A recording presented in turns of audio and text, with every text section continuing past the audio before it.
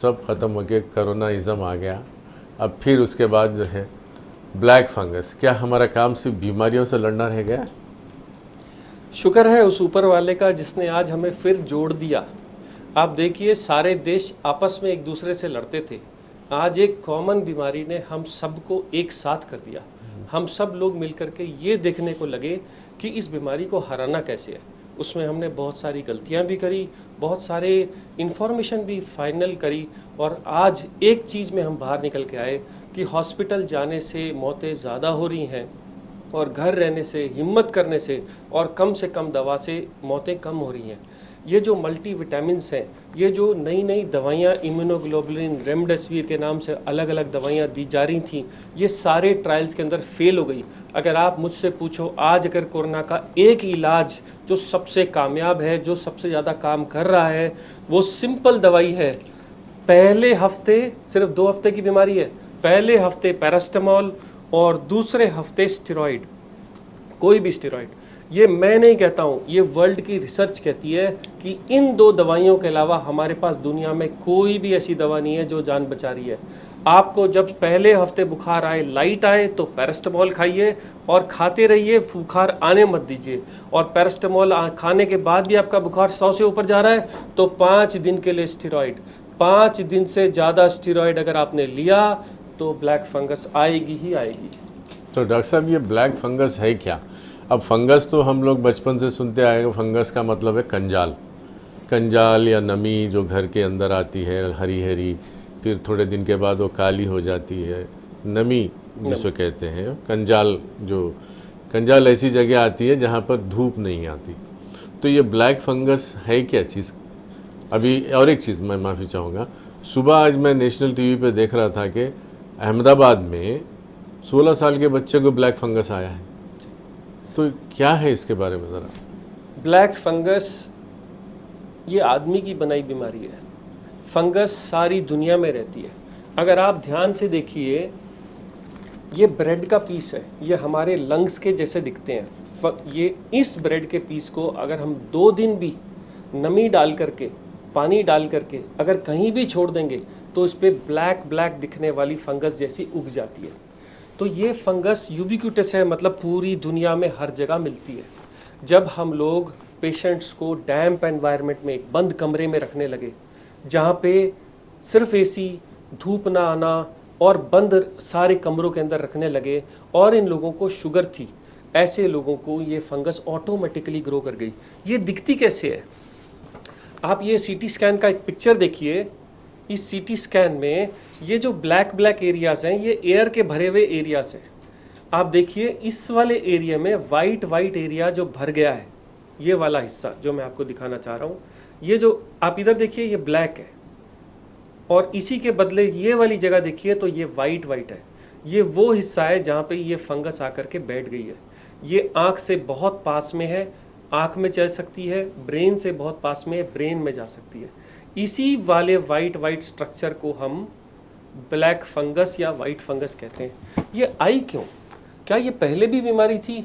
हाँ थी। मैंने अपनी ज़िंदगी में 2, 4, 10 केस देखे होंगे, पर आज आईसीयू में जाइए तो भरे पड़े मामले हैं, बहुत सारे आ गए हैं। और इसकी भी गलती हमसे ही हुई जब हमने स्टेरॉइड्स बहुत ज़्यादा दिन के लिए दिए। स्टेरॉइड देने से बॉडी की इम्यूनिटी दब जाती है, और ये स्टेरॉइड 5 दिन से ज़्यादा कभी भी नहीं देने चाहिए। और आपको अपनी शुगर को कंट्रोल रखना है, और इस फंगस से लड़ने का कोई तरीका नहीं है। इस फंगस से सिर्फ बचने का तरीका है, और इससे बचने का तरीका अल्लाह मियाँ ने, भगवान ने हमें खुद दिया है, वो है धूप। अगर आप 15 मिनट धूप में बैठेंगे तो ये फंगस कभी भी नहीं आ सकती।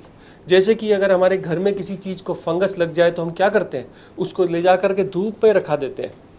तो हर वो बुज़ुर्ग, हर वो ओल्ड एज, हर वो डायबिटिक लोग या जवान लोग जिनको डायबिटीज़ हुई है, अपनी शुगर को 200 से कम रखें और 15 मिनट रोज़ धूप में बैठें अगर आपको फंगस से बचना है। जी, ब्लैक फंगस का जो है, अगर ब्लैक फंगस नहीं आना है वो बता दीजिए, क्या करना है? एहतियाती तदाबीर, ब्लैक फंगस, अब मैं नहीं चाहूँगा कि मुझे ब्लैक फंगस आए, तो मैं क्या करना चाहिए? सबसे इम्पॉर्टेंट है कि ब्लैक फंगस तभी पकड़ती है आपको जब आपकी बॉडी में इम्यूनिटी कम हो जाए। अच्छा। किन लोगों को इम्यूनिटी कम होती है? जिनकी शुगर बिगड़ जाती है। ओके। अब हॉस्पिटल आने के बाद स्ट्रेस होने की वजह से, इन्फेक्शन होने की वजह से या स्टेरॉइड्स की वजह से हमारी शुगर बिगड़ जाती है। इसलिए वो सब लोग जिनको नई शुगर आ गई है या शुगर बिगड़ गई है, वो अपने डॉक्टर से इलाज करा करके, गोलियां टाइम से ले करके या चीनी बंद करके, थोड़ी एक्सरसाइज करके या इंसुलिन लगवा के अपनी शुगर को 200 से नीचे रखें। अगर आपकी शुगर 200 से नीचे रहेगी तो फंगस आने का डर कम हो जाता है। दूसरा, आपको डैम्प एनवायरनमेंट में नहीं रहना है, मतलब बंद कमरों में जहाँ पे सीलन आ जाती है। आपने अमूमन देखा होगा फंगस सिर्फ सीलन एरियाज को पकड़ती है, नमी। हाँ। फॉल सीलिंग, एसी में रहना बहुत ज़्यादा समय, धूप में ना अच्छा, निकलना, रात भर एसी में नहीं रहना, रात भर एसी में रहना, एक बंद कमरे, अंधेरे कमरों में रहना या आर्टिफिशियल लाइटिंग में जा कर के रहना, इन एरियाज में फंगस का पकड़ बहुत ज़्यादा रहती है। तो हर वो लोग जिनको शुगर है और जो ओल्ड एज हैं और आप ब्लैक फंगस को प्रिवेंट करना चाहते हैं, मैं क्यों कहता हूँ प्रिवेंट, क्योंकि अगर एक बार ब्लैक फंगस हो जाए तो 10 में 7 लोग नहीं बचते। इसलिए आज ये टाइम है कि हम ये समझ लें कि अगर आप रोज 15 मिनट धूप में जाएंगे तो ब्लैक फंगस नहीं आती, और अगर किसी वजह से आ गई तो उसका प्रकोप, उसका पावर कम हो जाती है अगर आप धूप में बैठे। अच्छा, तो बेहतरीन इलाज है ये धूप में बैठने का। धूप में तो रात में जो है खिड़कियां वगैरह खुले रखें, फैन में तो रह सकते हैं। ताज़ी हवा, फैन और धूप, ये इसका बहुत ही बेहतर इलाज है। दूसरा, ये खासकर किनको पकड़ती है, जो लोग ओल्ड एजेड हैं और हमेशा बेड पे लेटे रहते हैं। आपको कोशिश करना है इन लोगों को जो रिकवर हो गए हैं, जिनकी ऑक्सीजन ठीक है, उनको चेयर पे बिठा करके सुबह 10-15 मिनट धूप लगाएं ज़रूर। जी, लेकिन ये बच्चों में क्यों आ रही है? 16 साल के लड़के में भी आ गई आज। जब तक आपकी इम्यूनिटी बहुत डाउन नहीं होती, फंगस आपको नहीं पकड़ सकती। हाँ, उस लड़के को मैंने सुना था कि साइनस है। साइनस है। हाँ। तो आप देखिए कि हमारा साइनस करता क्या है। ये हमारे साइनसेस हैं, अगर आप देखिए इनमें एयर भरी रहती है। ये सारे साइनसेस, इनमें एयर भरी रहती है और ये हमारे एयर कंडीशनिंग का काम करती है, हमारी बॉडी की एयर कंडीशनिंग का काम करते हैं साइनसेस। अगर आपकी इम्यूनिटी कम है तो इन एयर साइनसेस में फंगल स्पोर्स आ जाते हैं जो साइनोसाइटिस बनाते हैं। ये पानी की तरह इन साइनसेस को भर देते हैं। और अगर आपने स्टीम नहीं ली, अगर आपने योगा या कोई एक्सरसाइज नहीं करी या ब्रीदिंग एक्सरसाइजेज नहीं करी, तो ये साइनसेस गंदगी से भर जाते हैं जो बाद में ब्लैक फंगस को जन्म देते हैं। अच्छा, तो अब ये रेमडीसिविर तो मुबारक आपका जो मुतालबा था, रेमडीसिविर अब बोलना चाहिए हैदराबाद टू WHO, जो आपकी आवाज़ उठी थी हैदराबाद में, टी न्यूज़ के इंटरव्यू से उठी थी आवाज़। आपने बताया था कि रेमडीसिविर बेकार चीज़ है, तो ये WHO ने मान लिया उसको। एक्चुअली जब कोरोना आया तो सब लोग कूद पड़े कि हम कौन सी ऐसी दवाई निकाल दें जिससे कि हम किसी तरीके लोगों को बचा लें। नीयत तो अच्छी थी, इसीलिए हमारे इंडिया में आइवरमेक्टिन जैसी गोलियां, फ्लूवीर जैसी गोलियां जो पहले कभी किसी वायरस में दी जाती थी, हम ट्राई करने लगे।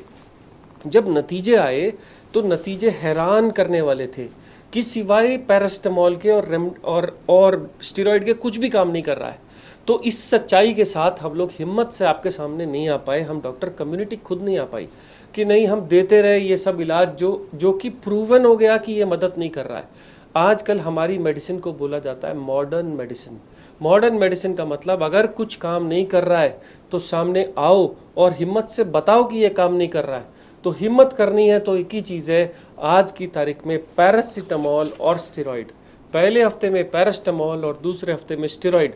इसको छोड़ के आज तक जो भी दवाई किसी ने दी गई, प्लाज्मा थेरेपी, इम्यूनोग्लोबुलिन, ये सब रिजल्ट्स में अपने आप को प्रूव नहीं कर पाई। इसीलिए कोरोना का इलाज 30 रुपए का इलाज है, 10 रुपए की पैरास्टामोल और 20 रुपए का फिर ये लाखों रुपये प्राइवेट हॉस्पिटल्स में जो हो रहा है, बिलिंग हो रही है, फिर वो क्यों हो रही है? वो बंद हो जाना चाहिए। और उसको बंद कैसे होगा? जब आपको इन्फॉर्मेशन जाएगी कि इलाज कोरोना का होता क्या है। आप देखिए, कोरोना पहले 7 दिन के अंदर शरीर में रहता है और पनपता है। कोई भी एंटीवायरल दवाई जब काम नहीं करती तो उस मरीज को एडमिट कराना क्यों है? आप डर जाते हैं, आपकी ऑक्सीजन कम हो जाती है, और आप जब एक्सर्शन करते हैं तभी भी मैंने आपको समझाया था, ऑक्सीजन कम हो तो उल्टे होकर लेटिए, आपकी ऑक्सीजन इमीडिएटली इंप्रूव हो जाएगी। हॉस्पिटल जाने से, आपको ऑक्सीजन लगा देने से, उस ऑक्सीजन को बढ़ाते बढ़ाते बढ़ाते जाने तक, वेंटिलेटर तक जाके, जब मैं खुद आपको बोल रहा हूँ या पूरे वर्ल्ड की रिपोर्ट्स बोल रही हैं कि वेंटिलेटर से कोई लोग वापस नहीं आ रहे, तो हम उस रास्ते जाना क्यों? हम सिर्फ उसी रास्ते जाएं कि इस कोरोना को प्रिवेंट कैसे करें। जैसा अभी समझाया गया कि मास्क लगाइए, दूर रहिए। अगर हो गया तो डर मत करिए, क्योंकि कोरोना तो आएगा आएगा। अगर आपने वैक्सीन लगाई तो भी आपको कोरोना आएगा, और ये सच्चाई है। कोरोना सिर्फ एक ऊपर वाले की बनाई हुई छोटा सा वायरस है, जिसने उस पूरी हमारी कम्युनिटी को ये समझा दिया कि आप इतने ताकतवर नहीं हो, मेरा ये छोटा सा वायरस भी आपको पूरा हिला सकता है। पूरा वर्ल्ड स्टैंड स्टिल पे आके बैठ गया। और इसका इलाज क्या है? इसका इलाज डर नहीं है। अगर आप टाइम से रेस्ट करिए, टाइम से खाना खाइए, अपनी ऑर्गन्स को कंट्रोल करके रखिए और डरिए नहीं, तो आपको कोरोना कुछ नहीं करेगा।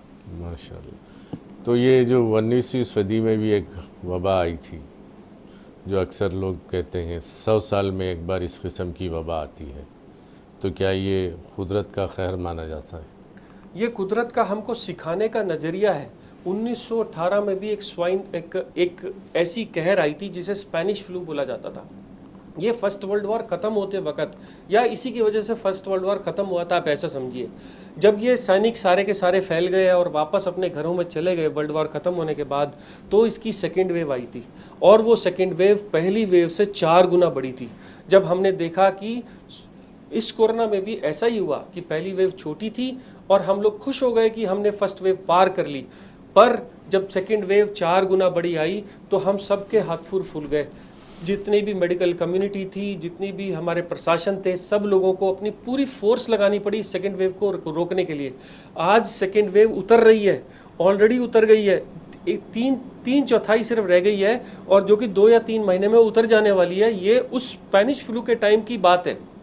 थर्ड वेव आएगी, थर्ड वेव इससे बड़ी होगी, बच्चों को इन्फेक्ट होगा, ऐसा कुछ नहीं है। ये सिर्फ गलत इन्फॉर्मेशन है। करेक्ट इन्फॉर्मेशन है कि थर्ड वेव आएगी, पर सेकेंड वेव से आधी होगी और बड़े आराम से मैनेज हो जाएगी। बच्चों को ज़रूर आएगी, पर ज़्यादा बड़ा इफेक्ट्स नहीं आएंगे। और हम ये जो गलतियां करें अभी तक, लॉन्ग टर्म स्टेरॉइड देने की, धूप में ना बैठने की, अपनी सेहत का ध्यान ना रखने की, शुगर को कंट्रोल ना रखने की, इन सब को हम थर्ड वेव में ये गलतियां ना करेंगे। Right sir. तो नाज़रीन, आपने देखा कि डॉक्टर साहब ने कितनी अच्छी बातें बताई। जिन डॉक्टर साहब को इसलिए लोग कहते हैं कि बिंदास डॉक्टर संजीव कुमार हमेशा जो भी बात करते हैं बिंदास करते हैं। तो बहुत अच्छी बात है, बहुत अच्छी बातें आपने बताई। इंशाल्लाह हम थर्ड वेव में एहतियात करेंगे। थर्ड वेव अगर ना आए तो बहुत अच्छा है, क्योंकि एहतियात ज़रूरी है। वैक्सीन सब लोग लेंगे ताकि थर्ड वेव का मुकाबला कर सकें। तो नाज़रीन, आपकी तरफ से, टी न्यूज़ की तरफ से, मैं डॉक्टर संजीव कुमार साहब का फिर एक बार खैर शुक्रिया अदा करता हूँ। दीजिए इजाज़त। क़य्यूम अनवर को मिलते हैं अगले प्रोग्राम में। खुदा हाफिज़।